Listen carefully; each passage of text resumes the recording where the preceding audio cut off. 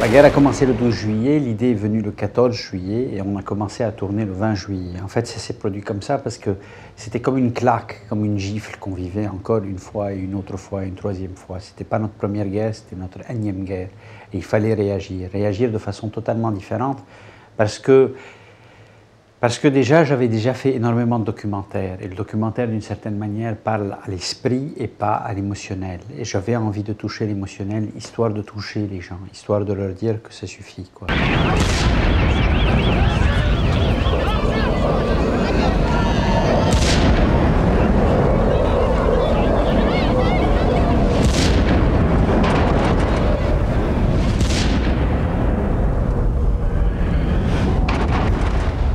La philosophie, c'était de tourner de façon spontanée, en improvisant des scènes. Quand on avait les forces des Nations Unies qui débarquaient, on allait là-bas et on improvisait une scène avec. On créait selon un synopsis qu'on avait déjà écrit, sachant très bien qu'on repartirait plus tard une fois que le scénario était écrit. Effectivement, au bout de 10 jours, je reprends toutes mes affaires, je repars à Paris. Là, je retrouve Michel Lévian. Et avec lui, on écrit pendant une vingtaine de jours tout un scénario. ابني صار لي جمعة مش سامع أخباره. قالت لي أختي إنه يمكن راحوا على صيدا أو عسور، ما أنا كنت مأكدة. صيدا بعرفها شبر وشبر. هلا بنعمل بلمة على المدارس. هونيك تخبوا المهجرين. لا بنلاقيهم بإذن الله بنلاقيهم.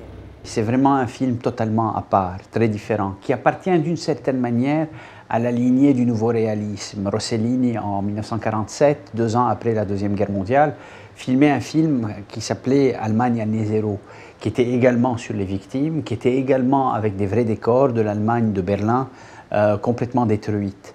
Donc ce film fait partie, je dirais, c'est un film nouveau réaliste vidéo.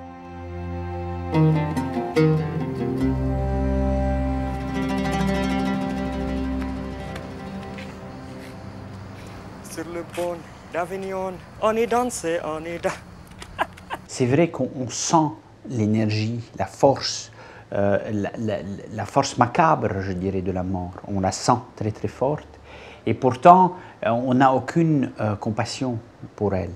Et c'est vrai que souvent, même ceux qui font des films qui dénoncent la guerre ont souvent ce genre de regard très passionné ou très fasciné par l'objet de la guerre. Et là, ce n'est pas le cas. Et c'est tellement pas le cas que j'ai voulu pousser la chose en allant a priori contre les clichés et les points de vue qui sont justement là pour faire mal. C'est-à-dire notamment montrer des morts.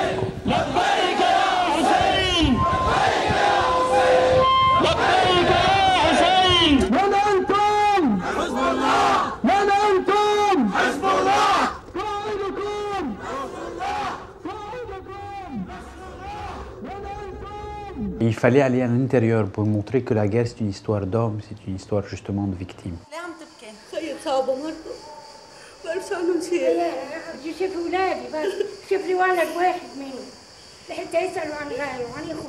On a été demandé aux réfugiés, est-ce que vous voulez bien participer? Certains ont dit non, on ne les a pas filmés, certains ont dit oui, et bien on les a filmés.